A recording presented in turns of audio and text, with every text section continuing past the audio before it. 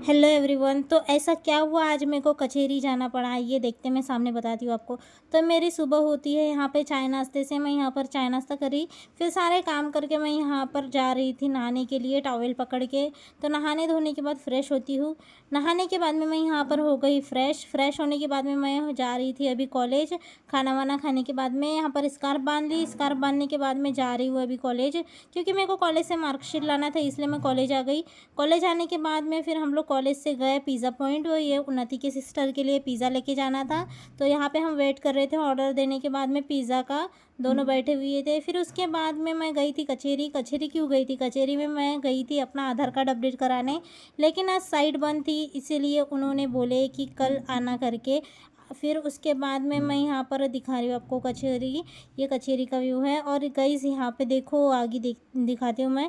यहाँ पे दो वो बारूद फेंकने की मशीन रखी हुई है जो पुराने ज़माने वाली है, वो बहुत अच्छी दिखती रही थी।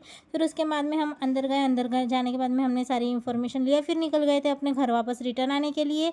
तो यहाँ पर घर पे आ गई थी मैं, और घर पे आने के बाद में चेहरा वेहरा धो ली और फिर सो गई थी शाम को थोड़ी देर के लिए। फिर उठने के बाद में फ्रेश हुए रहे, सोने के बाद में फिर यहाँ पर मैं फिर से खाना बनाने बैठ गई।